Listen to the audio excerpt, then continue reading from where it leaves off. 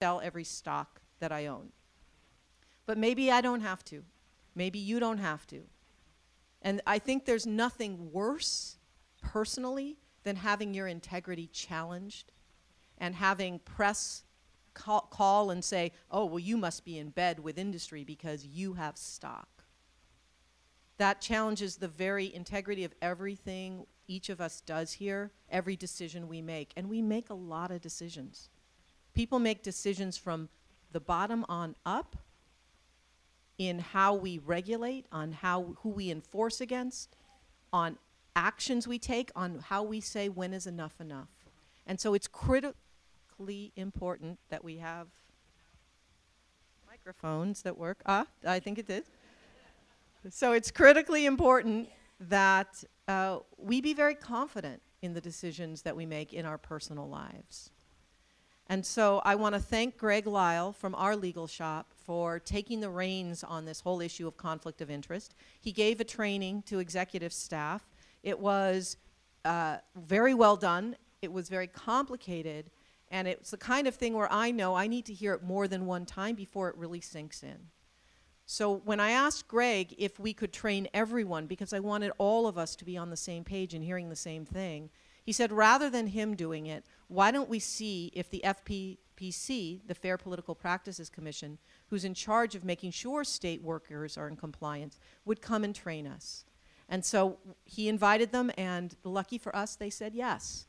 And so we have 3 members. So Sarah Olson, who is going to be doing the most of the presenting today, is, and then we've got Dixie Howard, who is, Dixie, what is your position there? She's the Assistant Division Chief at the FPPC. And then as a learning moment, Boniface Chifamba is a student intern in public policy, and so he's learning from us and learning along with us and what it takes for public agencies to make sure they are doing the right thing.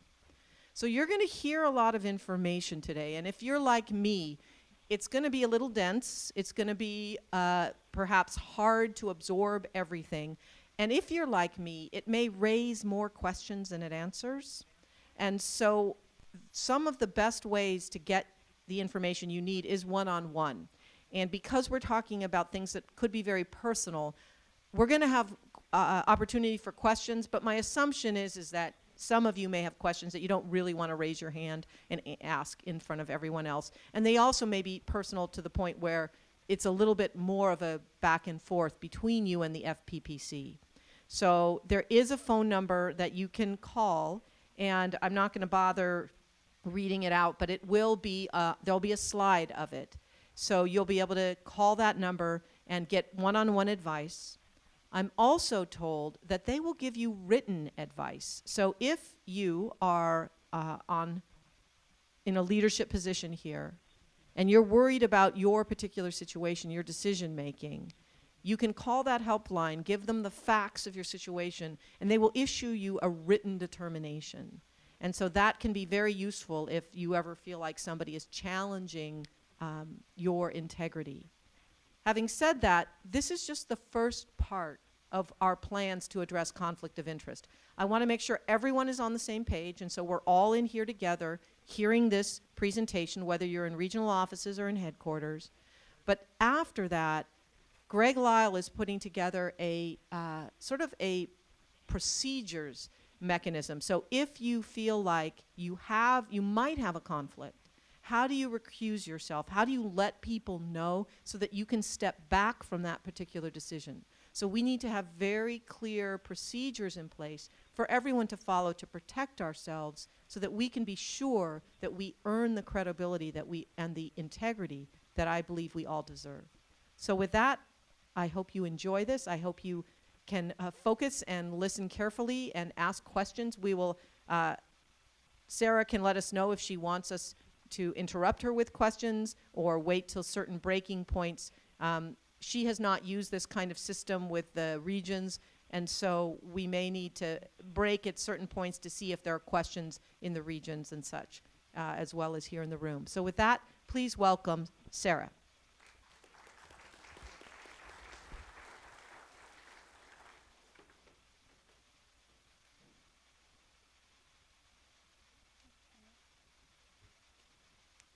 are going to have the PowerPoint on the screen here just a moment. I do want to say thank you. Can you all hear me all right? Okay. Not necessarily designed for taller people. So thank you very much for hosting us here today. I'm really looking forward to the opportunity to speak with all of you. What I'm going to do is give you a broad overview of your duties and responsibilities as a state employee. The most important takeaway today is the information on how to contact the FPPC. We have our toll-free advice line, which will be available on the PowerPoint slide in just a moment here. That number, it's pretty easy. It's 866-ASK-FPPC. We also have email advice, so if you're up at 10 o'clock at night wondering about your decision the next morning, you can shoot us an email. We prefer to have a little bit extra time, so maybe the week before you can shoot us an email, let us know your situation, and we can respond to you in writing. We do have one other way of obtaining formal advice from the FPPC. If you send us a letter requesting formal advice with your facts and your situation, our legal department will provide you with a letter saying, yes, this is okay, or no, it's not okay. And that provides you legal immunity if someone is questioning that in the future. So if you have, it takes about 20 business days. So if you have that leeway before you're supposed to be making or participating in making a decision, we encourage you to write for advice from the FPPC. And all of these services are free to you. I am one of the individuals who may answer email or the telephone advice line. So you may speak to me if you call at a later date.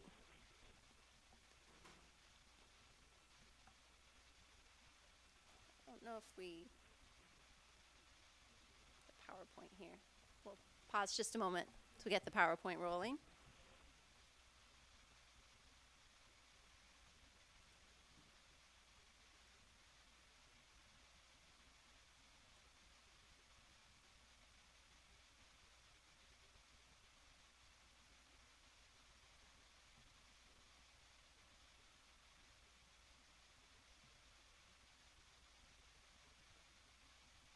While we're waiting, I will let you know, I will pause periodically throughout the training to take a few questions instead of pausing during the training.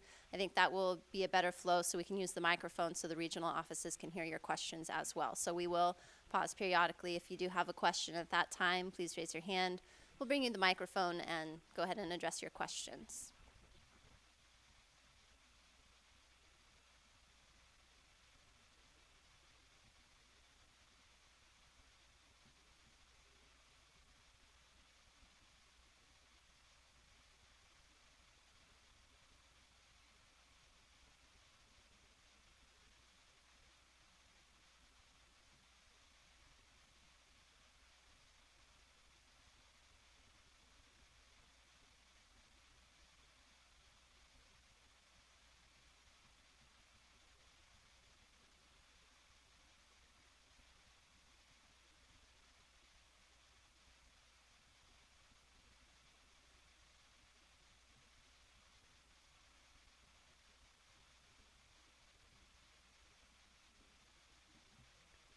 I'll go ahead and start talking about the first slide here. You don't have it on the screen. This one's not as important for your takeaway here. During the presentation, I'm going to tell you what the FPPC does. A lot of people don't really know what we do until you're in trouble. So it's good to know that we're available. Our Technical Assistance Division, we like to tell you that we are your friend. If you have a question and you call us, that's a great thing to do. We never report you to our Enforcement Division when you call.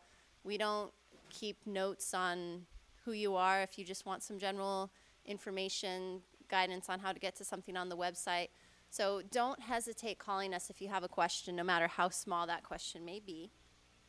We're going to talk about the rules as they pertain to gifts and travel payments. I know this is a pretty common thing, especially travel payments in your agency. We're going to talk about that scary Form 700 that all of you just finished filing a few months ago, because you do have to file it every single year, and also one more time when you leave your position. So you'll have some information on the Form 700 so we can hopefully make that less scary for you. And we're also going to talk about conflicts of interest. I will tell you that conflicts of interest are incredibly, incredibly fact-specific. So we're going to give you some general information and then encourage you to contact the FPPC if you have a specific situation where you think you may have a conflict of interest. And finally, we're going to talk about what we call revolving door provisions. You think once you quit your state job and go on somewhere else, you're off the hook for all of these FPPC rules? You're not. So we'll talk to you a little bit about the revolving door provisions, leaving your governmental employment, or even seeking employment while you are currently employed in your governmental position.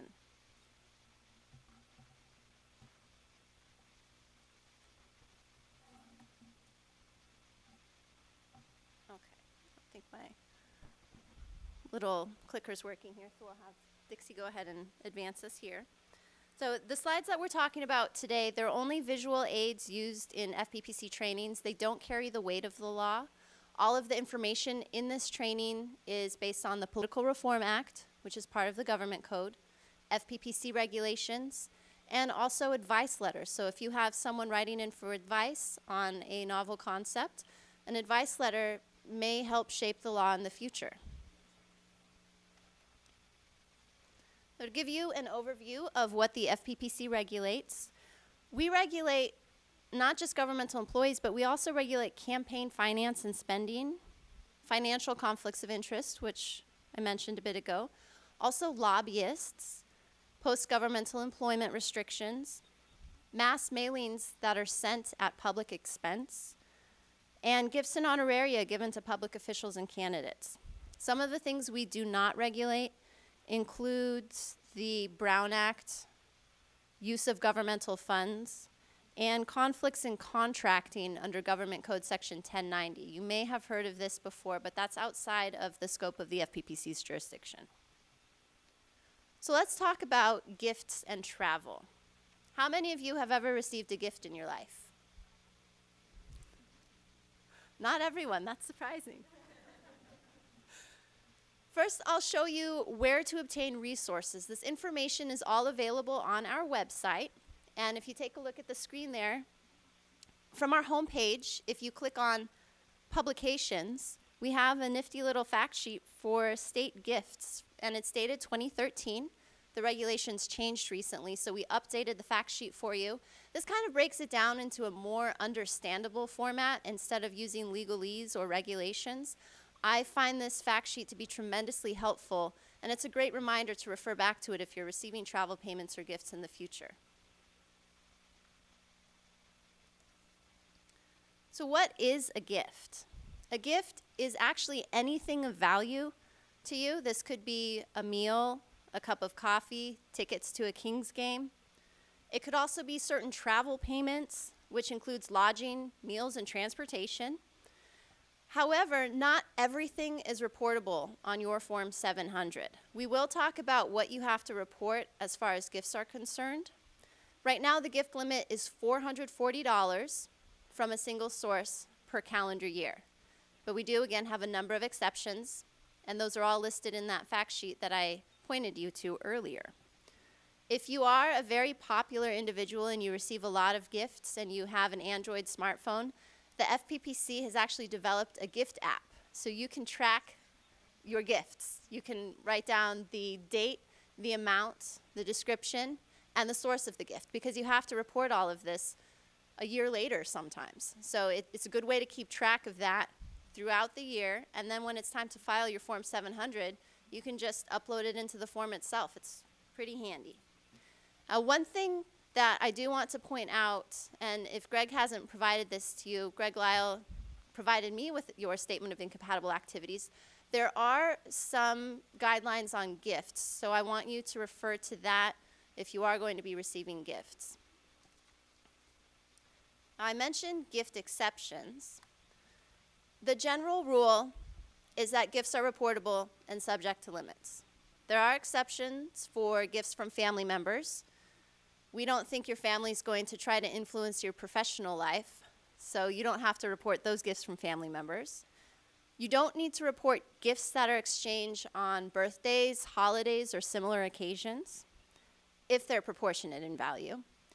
You don't need to report home hospitality when the host is present. So if you go to someone's house for dinner and the host is present, the gift is not reportable. And then also, a new exception, if you have a pre-existing personal friendship, it's not subject to gift limits or reportable if the person is not related to the type of work that your agency is doing. So to give you an example, I have a friend who works for the government, and she and I have been friends for many years, and we used to take turns buying each other coffee every 2 weeks. So at the end of the year, I had several cups of coffee to report on my Form 700 from her, and she had several cups of coffee to report on her Form 700 from me.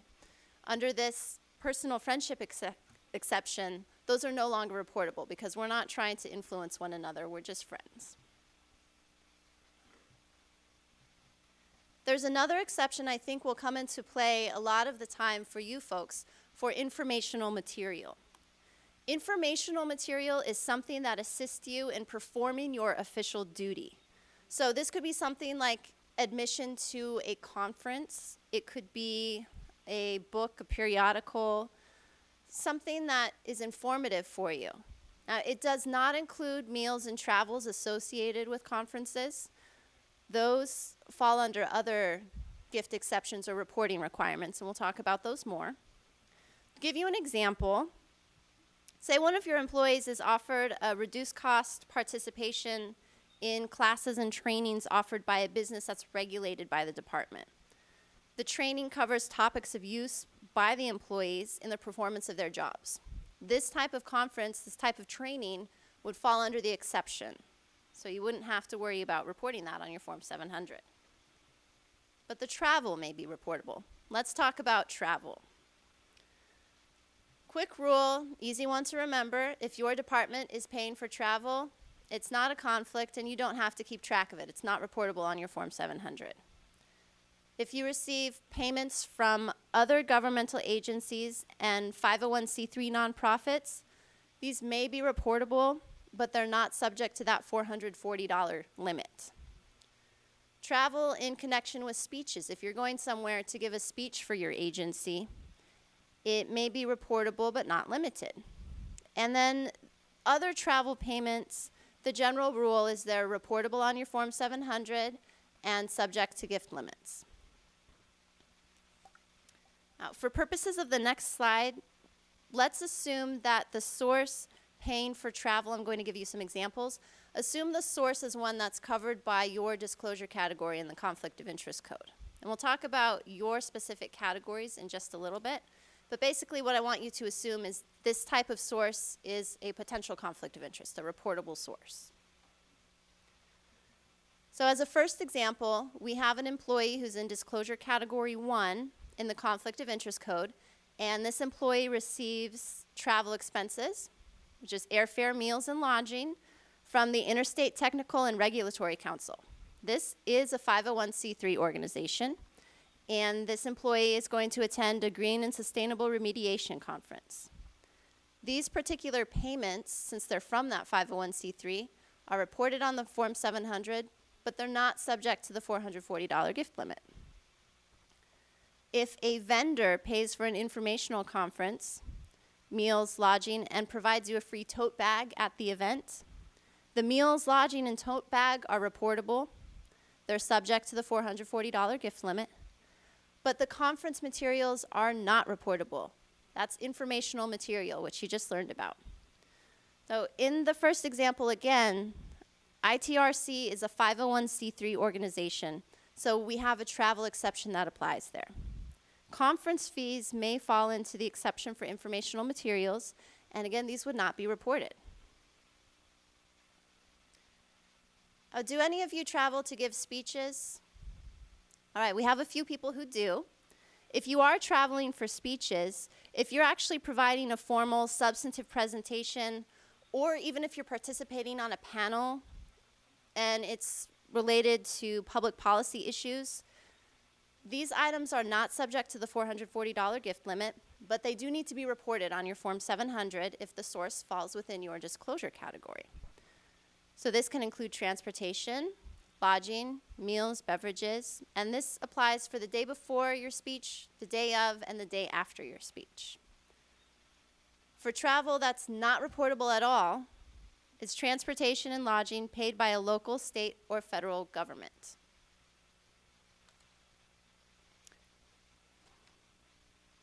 I also know that you folks do travel periodically for working meetings. For working meetings, transportation, meals, accommodations, and so forth, if they are paid by a state or local governmental agency, or even one of those 501c3 nonprofit organizations, then these have some certain exceptions on your Form 700. If you're working on a department project or program, you're going to report it on Schedule E of your Form 700. Mark the box for income because you're providing a service with these working groups. So you mark it as income. They're reportable, but again, not subject to that $440 gift limit.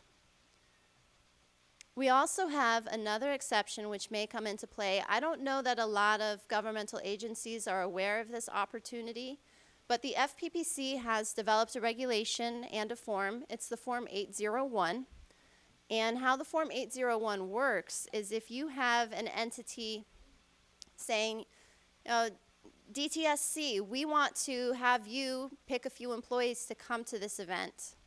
If they give the money or the tickets or the travel payments to DTSC, and then DTSC selects one of you to go to the event, it may be available for reporting on the Form 801, and if that's the case, it's not reportable on your Form 700 at all. So the Form 801, payments are considered a gift to the department, not a gift to you. In order for this form to apply, the department has to decide who's going to attend the event, and the person who's making that decision can't pick themselves to attend the event.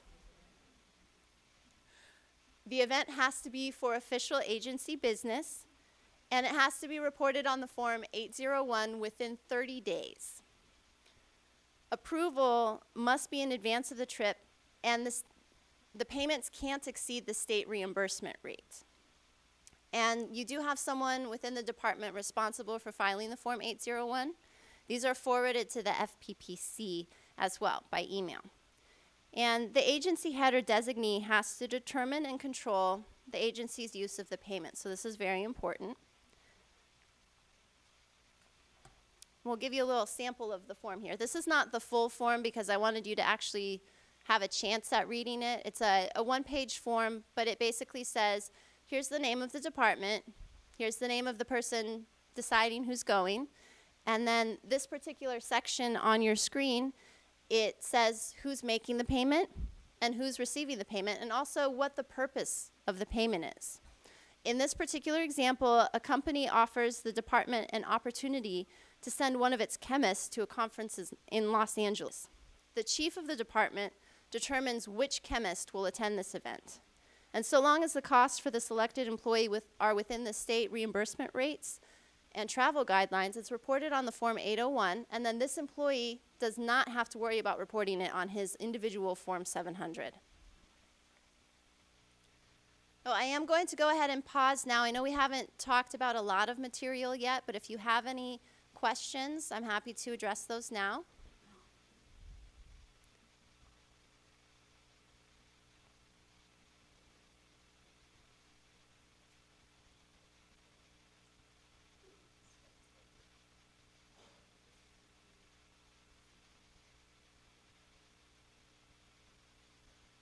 Test. Here we are.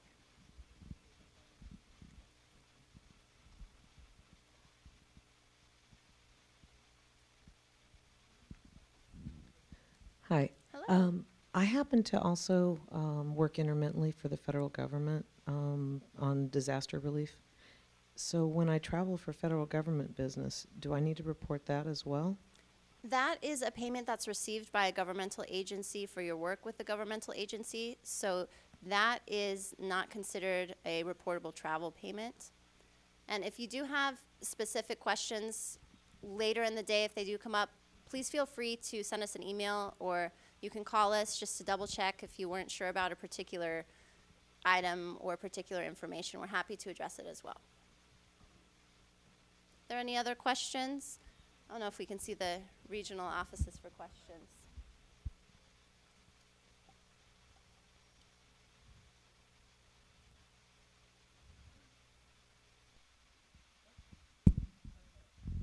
Do we have any questions from anyone in the regional offices? Doesn't look like anyone has questions there. We do have one more question in the room here, maybe two more.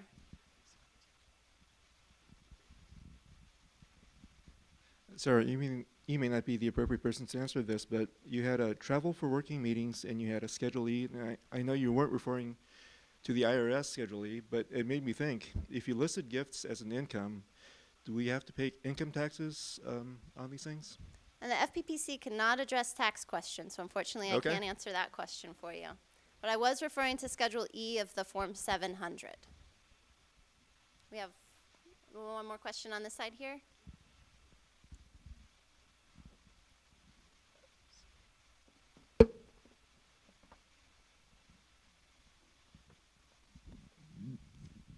Hi, this may be a little obvious, I just want to make sure.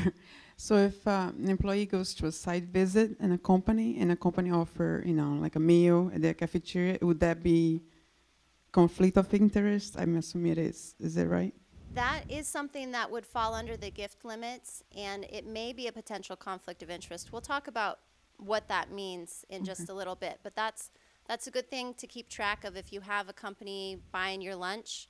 It may not be reportable if that's all you receive from them for the entire year, but you do need to keep track of that because the reporting threshold is $50 for the calendar year, and once you hit the $50 mark, you have to report all of the gifts after that. But we'll talk about that more in All right, detail. thanks.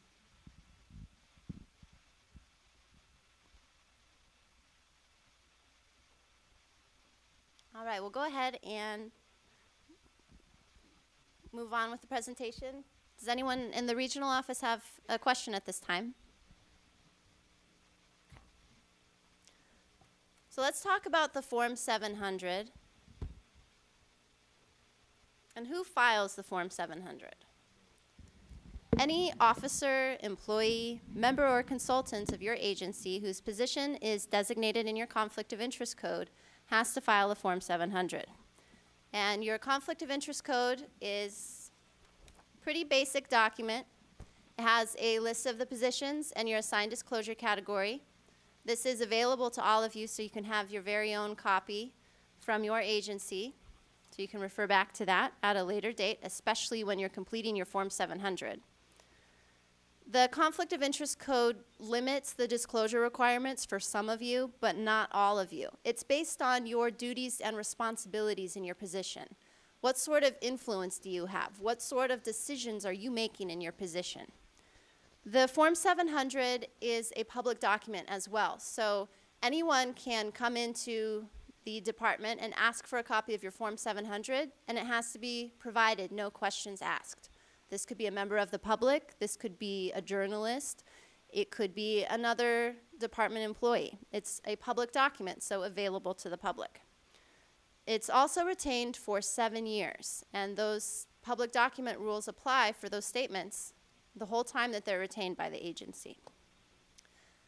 The FPPC actually helps your department determine who has to file a Form 700. So if you have any questions about why your position is in the Conflict of Interest Code, it's because the legal staff for the department and the FPPC have determined that you are making or participating in making governmental decisions, and thus the Form 700 is required. What do you disclose on the Form 700? This could be those stocks that we heard about earlier. Investments that are valued at $2,000 or more. Real property valued at $2,000 or more. Income, not from the department, but from other sources, at $500 or more. Business positions that you have at non-governmental agencies. Gifts of $50 or more cumulative for the calendar year. And again, the gift limit is $440. And then the reporting depends on your disclosure categories. I've mentioned that a few times, and you're probably all thinking, all right, well, what is the disclosure category? How do I know if I'm limited or not? let's explain that to you. We'll break it down for you in more detail. So, Category 1 is assigned to more of the higher level positions in the department. They have the pleasure of reporting a whole lot of stuff on their Form 700. Form 700 Category 1 filers have to report investments they have in any business entity that does business or receives income from any source within the state of California. They also have to report gifts, which includes income, which includes gifts, loans, and travel payments from a business or a nonprofit entity that does business or receives income from any source within the state of California. They have to report all interest in real property in the state of California and any positions held in business entities that either do business or receive income from any source within the state of California. So this is a very broad disclosure category. And the Form 700 filers in this category may need to refer to those gift exceptions more frequently than other individuals because most sources are reportable for them.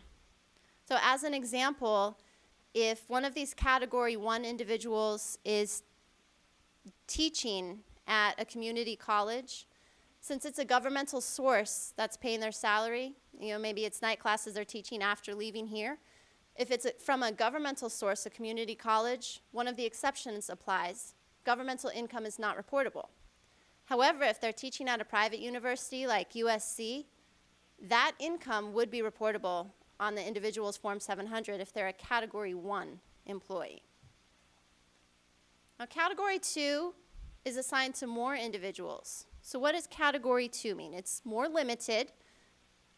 People in Category 2 have to report investments and business entities whose activities are subject to regulation or oversight by DTSC.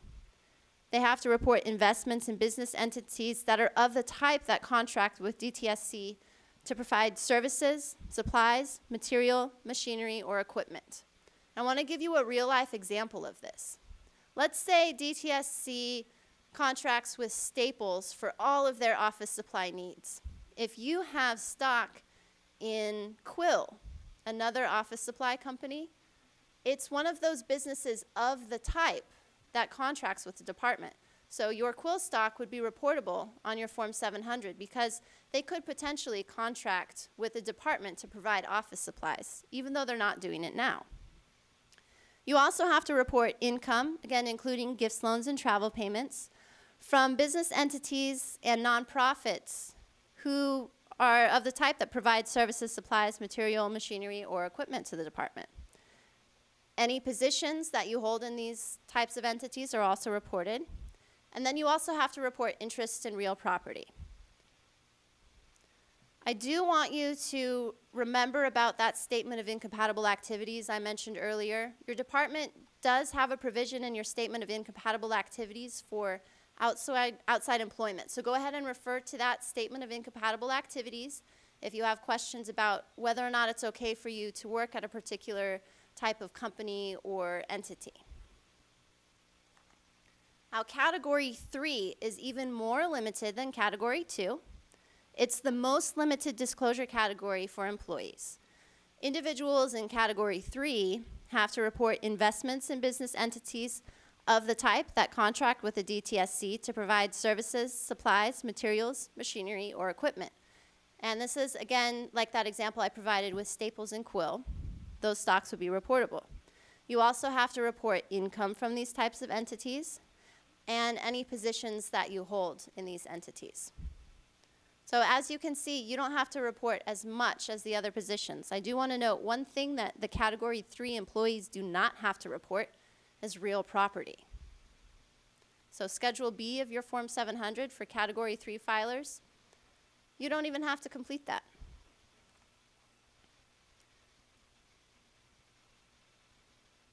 Sure. Greg's going to make a quick clarification for you here. I just wanted to announce a little bit about our disclosure categories. For the most part, I think virtually everybody in the room here is a disclosure category 2. Disclosure category 1, I think we have maybe 3 or 4 people in the department that are disclosure category 1. You probably know who you are. The OEIM folks are typically disclosure category 3, but the vast majority of you are disclosure category 1. Those are listed in our, sorry, 2. And those are listed in our regs. So make sure to take a look at those. I believe those were included in the email that was sent out to you. So thank you. Thank you very much, Greg. One more thing I do want to mention about your disclosure categories. If it falls within the disclosure category, what I explained to you is reportable, it's reportable, even if you don't think it's a conflict of interest in your job. Well, let's talk about businesses that are regulated by DTSC. I'm just providing a quick sample list, which was provided to us by Greg. DTSC regulates chemical companies, drug companies, defense industries, technology companies, and other entities. So if you have stock in any types of these entities, based on your disclosure category and how much they're worth, they're probably reportable on your Form 700. So keep that in mind. The companies also, they don't have to be physically located in California so long as they do business in California. So don't think you're off the hook for reporting if it's an East Coast company if they do business in California.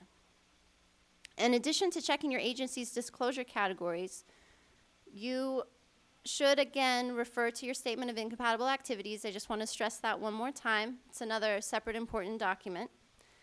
And just be aware of these things in your daily life at work when you're making or participating in making decisions, because there's a potential for a conflict of interest, and we will talk about that more.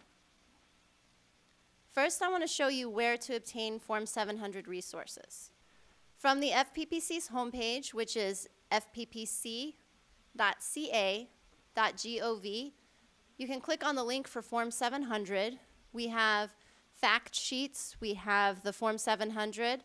For those of you who own a lot of stocks and are burdened with being very wealthy, we have the Excel version of the Form 700, so you can type in 30 stocks on one page instead of 6 stocks on a page. So that's a great resource for you. You can save the Form 700 on your computer in that Excel format and refer back to it year to year. We also have the reference pamphlet, which talks in detail about the types of things that are reportable or not reportable. We will go through each schedule just to give you an idea of what the schedule actually means to you as you're completing it. But if you do have questions and you, for some reason, don't want to contact the FPPC, all of this information is available on our website, and you can refer to it any time of day. So the cover page of the Form 700 is pretty basic. It's where you report who you are and where you work. Schedule A1 is where you report your investments. This could be stocks, non-governmental bonds, and other interests where you own less than 10% of the entity. You do not report mutual funds. We get a lot of questions about mutual funds. So if you have those questions, the answer is no, you don't report them. You don't report governmental bonds. You don't report money that you have in your checking and savings accounts. You don't report your insurance policies or annuities. You don't report commodities like gold. And you do not report certain retirement accounts like CalPERS. So these exceptions take out a lot of the investment reporting for a lot of state employees. We're trying to break it down for you a little bit more so it's not so overwhelming for you. What you do report: stocks in those businesses mentioned in your disclosure categories. If you have a partnership interest in an entity, less than 10% of the partnership, that would be on Schedule A1 as well. If you have corporate bonds, basically non-governmental bonds, those are reportable. Retirement accounts with reportable assets. So if you have a retirement account that holds individual stocks or partnership interests or real property, that would be reportable. And then also, something that a lot of people don't think about, if your spouse or registered domestic partner has investments, those, if they fall into your disclosure category, are reportable on your Schedule A1 as well. And with regard to stock ownership, DTSC regulates a wide variety of businesses in California, as you know. We mentioned chemical companies, something like Procter & Gamble. If you have Procter & Gamble stock, that would be reportable. Drug companies like Abbott Laboratories, defense industries like Aerojet, tech companies like Intel, just to name a few of the reportable sources for you. So keep this in mind when you're completing your Form 700. A good rule of thumb is to start with asking yourself, what stocks do I own? And then crossing off the ones that are not reportable from there, instead of trying to work backwards. Schedule A2 is where you report business interests where you own 10% or more of the company. This could apply to independent contracting work, or if you have a larger company, maybe you have a partnership where you have more than 10% interest. That's something that's reported on the Schedule A2. So what's not reportable on Schedule A2? We don't ask you to report trusts that contain only non-reportable assets. Your personal residence is not reportable, so if it's held in the name of a trust, you don't have to worry about reporting it on your Form 700 unless you take a home office deduction or you receive rental income from any portion of your residence. What we do want you to report are business entities. As I mentioned, this includes independent contracting work. So after you leave here, if you have a side job where you're an independent contractor, that may be reportable on Schedule A2. And then interests that are held in the name of a trust. So if your stocks are held in the name of a trust, instead of reporting them on Schedule A1, you report them on Schedule A2. Schedule B, interest in real property. And as you heard earlier, most of you are in Category 2 and required to report real property. So that's where Schedule B comes into play if it's not held in the name of a trust. You don't report your personal residence, so long as you're not claiming a home office deduction on your taxes, or you're not renting out a room or receiving rental income from any portion. What you will report on your Schedule B, if you're Category 2 or Category 1, you'll report rental property in California, leasehold interests, and vacant land. Those are all reportable interests on Schedule B. Also, if your spouse or registered domestic partner, even if they have a separate property agreement, you still have to report that property on your Form 700. Schedule C is another common schedule for you folks. That's where you report income and loans. Non-reportable interests include salary from any governmental entity received by you or your spouse or registered domestic partner. So this could be a federal government, a state government, or a local governmental agency. Not reportable. You don't have to worry about them. You don't have to report interest income that you receive on your checking account or your savings account. You do not have to report dividends or proceeds from the sale of stocks, bonds, or mutual funds. And you also don't have to report loans from family members or commercial lending institutions if they're made in the regular course of business. So for example, I know a lot of people take out a mortgage to buy a house. That's not reportable on Schedule B. If you take out a personal line of credit, that's not reportable on Schedule C if it's from an entity like a lending institution. They're in the lending business. So it's not a unique product that's being provided for you. Just to give you an example, if you have a spouse who's a county employee, maybe they work for the County of Sacramento, that income, not reportable on your Form 700. So what is reportable? Reportable interests include your spouse or registered domestic partner's salary from non-governmental sources that are covered in your disclosure category. And since California is a community property state, your share is 50%, so you have to report 50% of that salary. If you sell a home or a boat or a car, basically anything of $500 or more, that income is reportable on Schedule C. A lot of people tend to forget about this, but if you sell your house to a reportable source that's covered in your disclosure category, you have to report that income on Schedule C. You have to report loans from non-family members or non-commercial sources. And you also have to report income from partnerships if you own less than 10% of the partnership. So how that's going to work, you'll report your partnership interest on Schedule A1 and the income on Schedule C. So an example, if you're a Category 1 employee and you sell your car to your coworker, the income is reportable on Schedule C. But if you're Category 2 or 3 and you sell your car to your coworker, it's not reportable. If your wife works for Procter & Gamble, this income, the salary, it is reportable on Schedule C. Now, Schedule D is for gifts. We don't have you report gifts from family members. Also, if you receive a gift and it's from a reportable source and you don't want to deal with it, you can give it back within 30 days, and it's not reportable on your Form 700 if it's returned unused within 30 days. Also, gifts exchanged on birthdays, holidays, and similar occasions, those are not reportable on Schedule D. You will report gifts from vendors or someone regulated by the department. These can include meals. If you're going to a site visit and they buy you lunch, that would be reportable.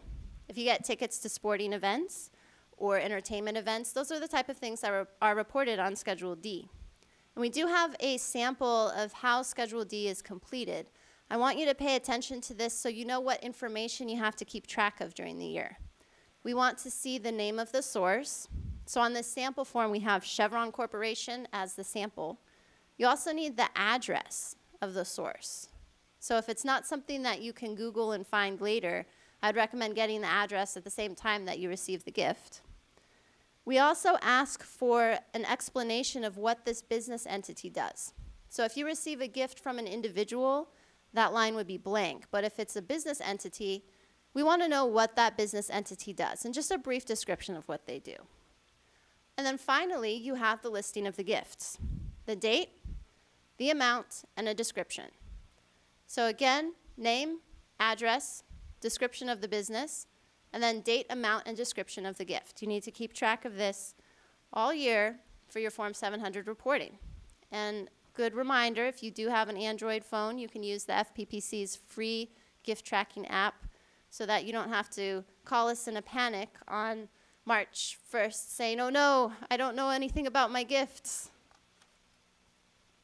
Now, Schedule E, the last schedule of the Form 700, this is where you report your travel payments. Again, you do not report travel payments from your own agency or travel that's related to giving a speech if it's paid by any governmental agency. Reportable travel payments would include payments provided by a third party that are paid in connection with giving a speech. And again, if you click on the publications link on the FPPC's website, we break down what's reportable, what's not reportable, what's subject to limits, what's not subject to limits, so you can refer back to that at a later date.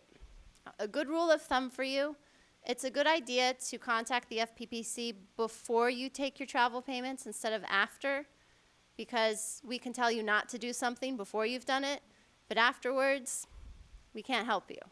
You may be in a little bit of trouble. So remember, call the FPPC ahead of time to stay out of trouble.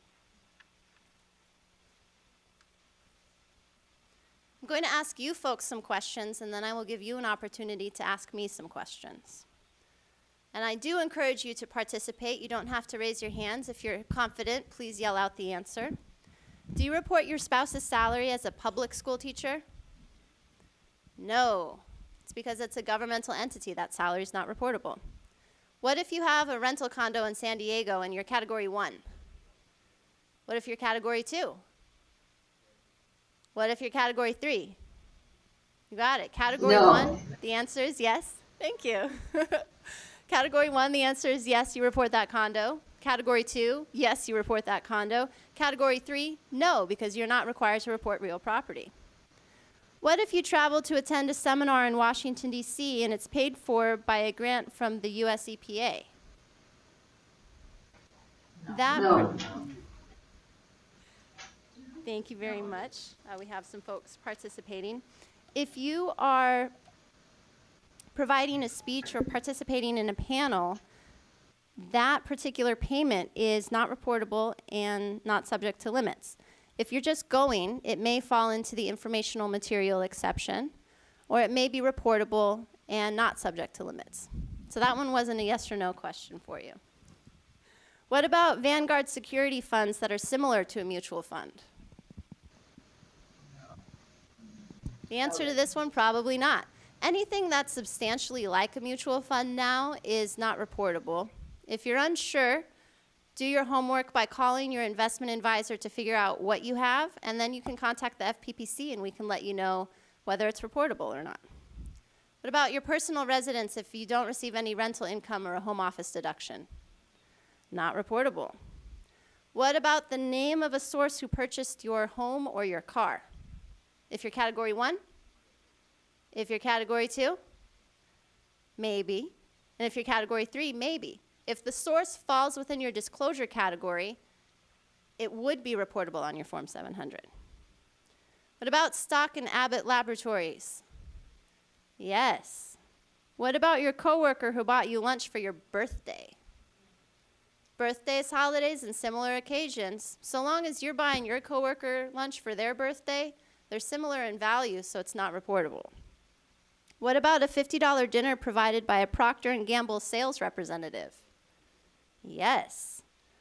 What about airline tickets to New York City provided by your college roommate for a personal visit? No. All right, we have some regional offices answering correctly. That falls into what we call our best friends forever exception. So it's not reportable.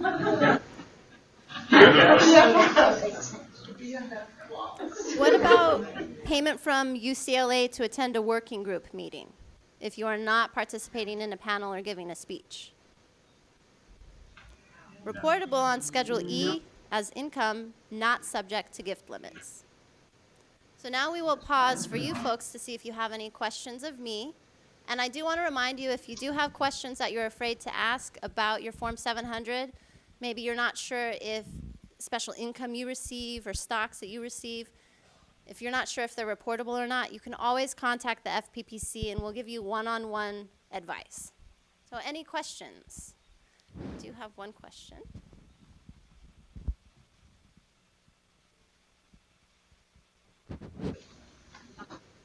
Thank you. Excuse me, we have a question from Chatsworth. All right, Chasworth, go ahead. So we have a question. If you have real property outside the state of California or in another country, must it be reported? That is an excellent question. If you have, vacation property on the French Riviera as a state employee, it's not reportable. If it's outside of California, the real property is not reportable at all. Oh, good. So they can bribe me. We do have a question in the audience here. Thank you. You said that if you're also responsible for reporting your spouse's stocks. What if your spouse is also an employee of the state of California and would report them, him or herself? That's an excellent question. If your spouse owns stock and is also a governmental employee with the state of California and also has the pleasure of completing a Form 700, you folks can complete your forms together. You will have to report your spouse's stocks on your Form 700 if they fit within your disclosure category, and the same applies for your spouse. What I will tell you is each governmental agency has its own conflict of interest code and their own disclosure categories. So you could both be a Category 2, but their Category 2 is totally different from your department's Category 2. So they may not have to report any of your stocks, but you may have to report all of their stocks. It all depends on the disclosure category. I have another question up here. Yeah. You mentioned something about business positions that you had to disclose. Does it have a limit on how much, what the income is that you have to disclose or not? For the business positions, you have to report that you have a position of management, or you're a director or a partner. So there's no income associated with the business position itself. You have to report, I am a director for ABC Corporation. So that's something that's reportable. What if you're a Zumba instructor? Zumba instructor, that may be reportable based on your disclosure category. I don't know how much DTSC regulates Zumba. Probably not. But the independent contracting income is reported on Schedule A2 if it's one of those sources that falls within your disclosure category. If it's not, you don't have to worry about that Zumba income.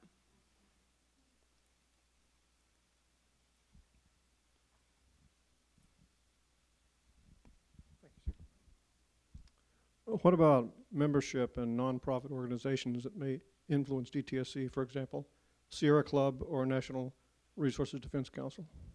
Based on your disclosure categories, membership alone is not reportable.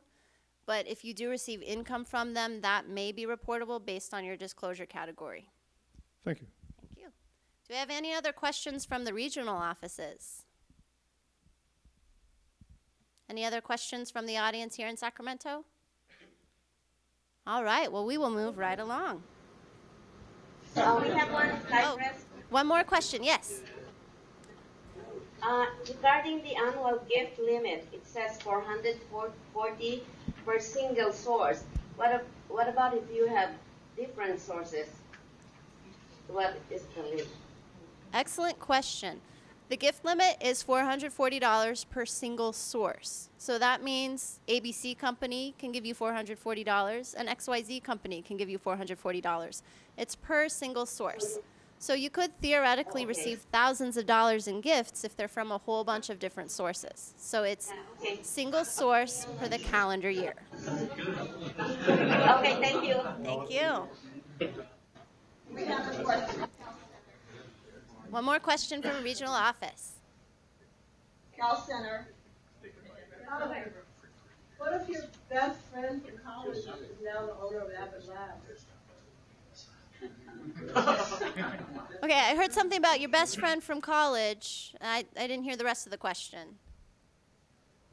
If your best friend from college is the director of Abbott Labs. All right. Right?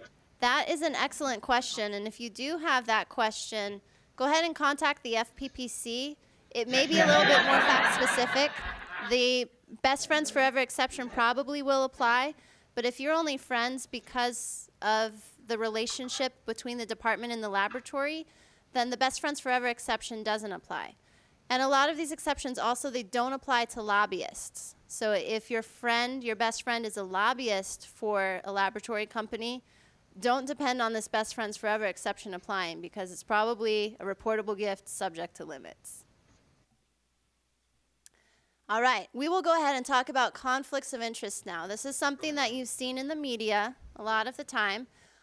I can only address conflicts of interest as they pertain to the Political Reform Act. So Government Code Section 1090 conflicts, common law conflicts, or someone seeing a perceived conflict that's not an actual conflict, that's not something that we'll address. But we're going to give you a very basic overview of when a financial interest is considered a conflict and when you have to recuse yourself from taking governmental action. If you're in doubt, what should you do? Thank you. We have a gentleman near the front here who says contact FPPC. That's the answer.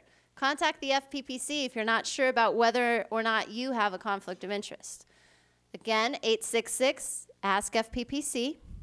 The email advice is advice@fppc.ca.gov. And then again, you can request formal written advice. If you have a decision coming before the department and you're not sure whether your stocks are a conflict or not, and you want something in writing to show the world that you're playing above board, we'll give that to you. Now, the FPPC has some resources available on our website. We have a conflict of interest fact sheet. We also have advice letters. So if you go to our website and click on the link for advice letters, if you type in an agency name, for example, you can see all of the advice letters that employees have requested from your agency because the facts may be similar and they'll give you some general guidance in your situation. And I know that DTSC has requested a number of advice letters over the year. We encourage you to do the same.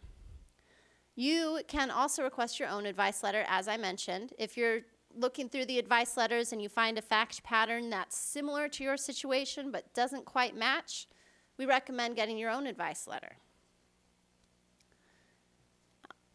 The legal department at the FPPC also does conflicts analysis by email. If you are going to do that, you write to advice@fppc.ca.gov and provide as many facts as possible, please. Conflicts are very, very fact specific, so we need to know who you are, your position, your disclosure category, what you're doing, and what financial interests you have. So it's a lot of information. Put it in the email and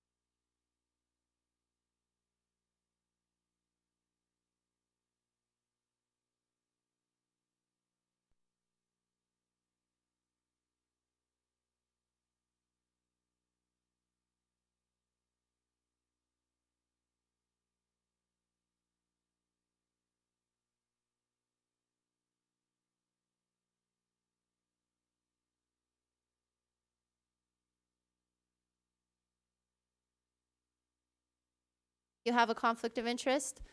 So that's why I recommend giving us the facts. We'll do the work for you and figure out if you have a conflict. You always need to be aware of your economic interests that we talked about in relation to the Form 700. If it's in your disclosure category, your legal department and the FPPC have determined it's a potential conflict of interest for you. So if you have a stock on your Form 700 and you see the name of that business coming up later, there's a potential conflict of interest. So you need to stop and do this conflict of interest analysis with the FPPC before you make or participate in making those decisions. I do want to say, though, you don't have to sell all of your stock to worry about a conflict of interest, just to be above board. If you have stock in big Fortune 500 companies and they're only valued at like $2,000, chances are you're not going to materially affect the outcome of that particular business by your decision. So you may not have an actual conflict of interest. There are dollar thresholds associated with particular conflicts of interest. It's based on the size of the company. It could be a $10,000 impact. It could be a very, very large, millions and millions of dollar impact for you to have a conflict of interest. So just owning stock alone is not a conflict. It's how the particular decision will affect that business. A basic conflict of interest is when you're making or participating in making decisions where you have those investments valued at $2,000 or more, where you own real property. This one's a pretty easy one for now. We have a 500-foot rule. If your real property is within 500 feet of an area where you're influencing a decision, don't do it. Potential conflict of interest. If you have sources of income of $500 or more in the last 12 months, if that source of income is related to a decision in your official capacity, you may have a conflict of interest. If you have business positions at other entities, or if your spouse has a business position at a business that's regulated by the department, this is a potential conflict of interest. And then also these sources of gifts, these $440 gifts for the last 12 months. These entities, there may be a potential conflict of interest. And another type of conflict of interest is if you are making or participating in making a decision for the department that's going to influence your personal finances by $250. And this could be $250 up or $250 down. So just because you're not benefiting from the decision doesn't mean it's not influencing you. So that's what we call the personal financial effect. And these are just the basic thresholds for starting to figure out if you have a conflict of interest or not. As I mentioned, we next have to look at the impact on the business or the entity that is receiving the benefit from the department, or the detriment, the regulation for that example. These don't mean that you definitely have a conflict of interest. These are just red flags that you need to look into it a little bit more. So let's give some examples for you. An employee in an enforcement division would have a conflict with any company that's under investigation by the department. An employee that's in the regulatory field, you need to look at your stocks. You need to figure out if any of the companies are regulated or subject to oversight by the department. And I know that we have some new projects coming up that may make this analysis a bit more complicated. Again, I want to stress it's very fact specific, so the FPPC needs all the facts before we can give you an accurate answer. And there are also dollar thresholds, as I mentioned, as to whether or not you have a conflict of interest. For those of you who are really interested in regulatory numbers, Regulation 18705.1 talks about whether your decision will have a material financial effect on a particular entity. So that says, you know, if it's a Fortune 500 company, here's how much you'll have to influence them in order for it to be a conflict. And it goes down the list with smaller and smaller companies. And we also have some other regulations about real property, whether your decision will be a conflict, about sources of income, about sources of gifts, and personal finances. When you are acting in your official capacity for the department, here are some questions that we want you to keep in mind. Would this contract affect my spouse's employer? Did I receive gifts of $440 or more from a potential vendor? If you're receiving gifts of $440 or more and there are no exceptions, you might be in trouble. but there's a potential to receive more than $440 in gifts and travel payments that are reportable and not subject to limits, so keep that in mind. Also ask yourself, do I own stock in companies that supply these products or services? And then for supervisors, do you review the Form 700 for your staff? You are able to do so. We had an advice letter from the department several years ago asking if they could have their supervisors review the Form 700. And we said, yes, you can. You can't change the Form 700, but you can look it over to see what types of economic interests are involved for your employees if you want to put an extra step in place. Now, it's not required that you do that, but if you are concerned about conflicts, that's something that you are allowed to do. Now, examples. And these examples, this is actually taken from a real advice letter. Someone wrote in and asked the FPPC about this. We have several examples that were taken directly from advice letters. You are a DTSC engineer and are looking into a part-time employment job with an environmental engineering company. Your plan is to remain employed by DTSC while also obtaining the part-time consulting employment. Is this allowed? First, you need to look at your statement of incompatible activities. Sometimes it's not allowed, sometimes you need to seek approval, but step one is to look at that statement of incompatible activities with DTSC legal counsel. And then if DTSC legal counsel says it's okay, the FPPC says you're not prohibited from considering additional employment under the Political Reform Act. But again, you need to consult your DTSC statement of incompatible activities. You may have a potential conflict of interest with your prospective employer, or if you are hired, you have to remain vigilant with whether the employer would cause a conflict of interest in your state job. I'm going to pause again for more questions. I wouldn't recommend asking if you have a conflict of interest in this forum because, as I mentioned, it's very fact-specific and we encourage you to write for advice. But if you have general informational questions or just generic questions, we can address those now. Does anyone have a question now? Anyone from our regional offices? All right, well, we will move right along. Let's talk about other applicable rules. Oh. Actually, wait, no, Berkeley has a question. Does the conflict of interest get close to the mic? Does the conflict of interest apply also to spouse and domestic partners? And also with regard to the Form 700, are other family members to be considered as well, like your children? That's a couple of questions. For conflicts of interest, you do need to consider everything that's reported on your Form 700. So if your spouse or domestic partner's employer is a source of income, there's a potential for conflict there. If the employer is a source of gift, that's a potential conflict. Your spouse or registered domestic partner's stocks are a potential conflict of interest. And the gift rules and the income rules get a little bit more specific as it pertains to minor children. So if you do have a minor child who owns stock, the general rule is you have to report them, but contact the FPPC for more information. There are also rules as they pertain to gifts to family members. So if I'm giving a gift to your son instead of to you, under law, it may be considered a gift to you, even though I gave it to your son. So dependent on the facts, it may be reportable, it may be a potential for a conflict of interest. So if you do have those situations, you can take a look at the gifts and travel fact sheet on our publications page or contact the FPPC directly. You mentioned minor children. Does it only apply to minor children? If you do have particular questions, please feel free to contact the FPPC. We can address your specific situation. Do we have any more questions from the regional offices? All right, let's talk about other applicable rules. In case you're thinking about leaving your state job because this is a whole bunch of information that scares you, we have more information after you leave, so don't go just yet.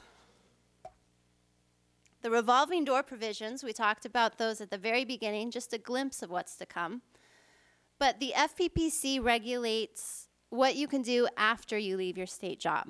There's a 1-year ban on appearing before DTSC for compensation to influence a decision before DTSC. So you can't leave today, go become a lobbyist, and tell your supervisor what to do the next day. That's not okay under the Political Reform Act. We also have a permanent ban on what we call switching sides. So if you are involved in maybe a litigation type procedure with DTSC on one side, you can't go work for the firm that's representing the other side. And that's a permanent ban. You can never do that. There's also a ban on influencing prospective employers. So again, if you're thinking that there are too many regulations in place as public officials and you want to go work for a private company, you need to be careful while you're talking to them while you're a governmental employee, because we don't want you influencing them. We don't want you benefiting a prospective employer through your state job. So let's talk about the permanent ban. The permanent ban is on switching sides.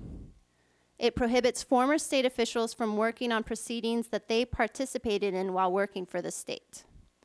It prohibits appearance or communications to represent any other person for compensation before any state administrative agency in a proceeding involving the specific parties. And as I mentioned, an example would be litigation. If you have a lawsuit or a hearing before an administrative law judge, or even a state contract that's in negotiation and you worked on the negotiation for the department, you can't go work for the company who is benefiting from that negotiation. That is a conflict, and we don't want you to do that. But I will say, if you do have a situation that comes into play with this, if you call our advice line, we're going to say, that's a great question. We want you to write for advice. These are the types of questions that come back to haunt you later. So having that advice letter that provides you that legal immunity is the most essential thing you can do. Let's talk about the 1-year ban. We'll give you an example. And this, again, is from an advice letter. One of your former colleagues requested advice on this. You are a retired hazardous substance engineer from DTSC. You want to work as a consultant either for a company that prepares work plans for approval by DTSC or a technology company that works as a subcontractor to a company that actually has a contract with DTSC. Is this permitted? And the answer to this is, as to the 1-year ban, yes, it is actually permitted, so long as you do not assist your new employer or clients with any work plan to be submitted to DTSC in which you are identified. So basically, if your name is on it, it's not okay. And the thought process behind that, maybe your former coworkers or your supervisor, they're going to see, oh, Joe Smith is working on this. Yeah, let's push it through. We don't want to see that happening. So as long as you're not identified, it's okay in this particular situation.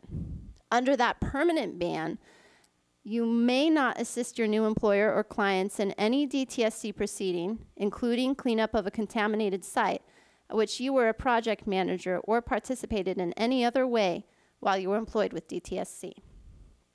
And this advice letter number, if you do want to pull it up later, is A like Apple -11-093.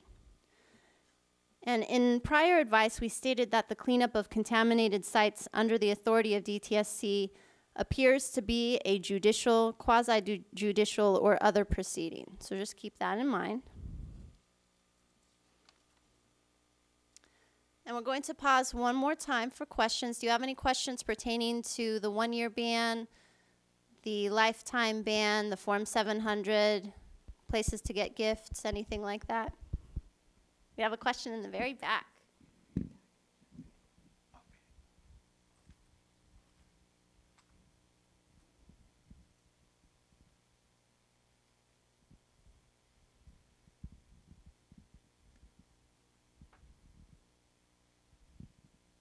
Hi, you talked about having a conflict of interest.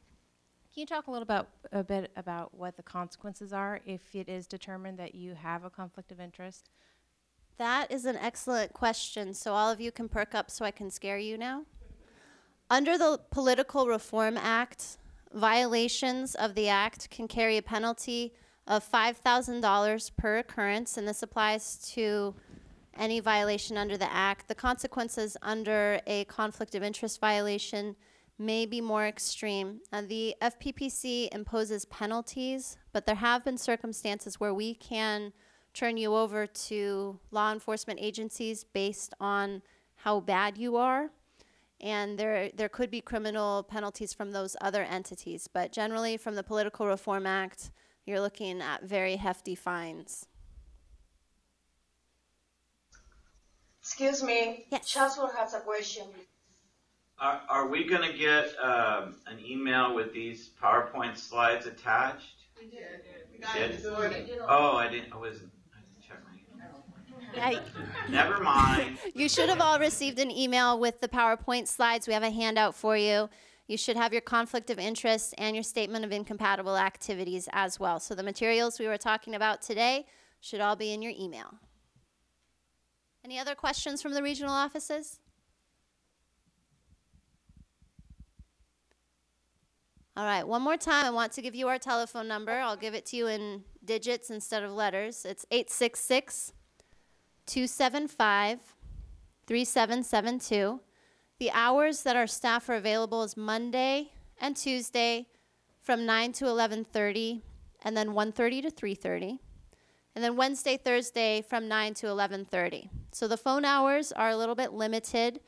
The email hours, though, you can send that any time of day. And we typically have staff in the office as early as 6 a.m. or as late as 6 p.m. answering those emails for you. Even on Fridays when you think we're not working, we'll answer your emails because we are working. So we encourage you to send those questions. Keep yourself out of trouble by becoming friends with the Technical Assistance Division at the FPPC. So if you do have questions, contact us. Any one of our consultants who answers the phone can help you with your questions. And when you are filling out your Form 700 next year, or if you are so afraid of all of the information we've provided and you're leaving your state job, you still have to complete a leaving office Form 700, and we're happy to help you with that. So don't be afraid of us. We're here to help you, to educate you, and keep you out of trouble. Excuse me, we have another question. Yes. Yeah, I have a question about how a former chief counsel of this agency can go to work for a firm whose clients include virtually every waste management firm in the state. Well, since you brought up this question, I will let you know that the FPPC representatives are prohibited by law from providing third-party advice. So if you call and say, is this guy breaking the law? We'll say, have that guy call us. We can tell him whether he's breaking the law or not. You can call on your own behalf. If you think that someone else is breaking the law under the Political Reform Act, instead of calling our advice line, you would contact our enforcement division if you'd like to file a complaint. And then they can open an investigation if they think there's a potential violation there. So the advice line is just for your own personal questions because, again, it's so fact-specific. We don't have the details on third parties, so we're not legally allowed to answer your questions pertaining to third parties. There's another question. One more question. All right. Hello? Hello. What's the statute of limitations for violations of the Revolving Door Act?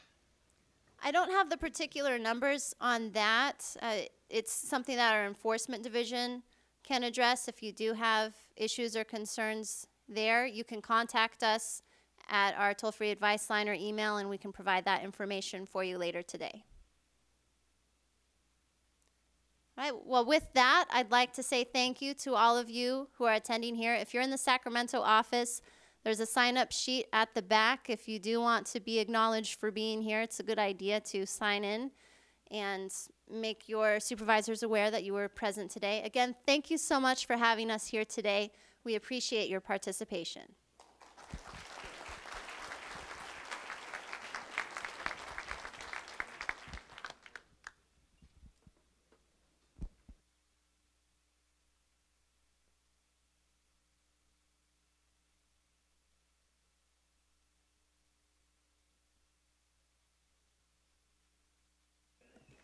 And if you could all wait a moment before you leave, we have a bit more commentary for you folks in Sacramento headquarters.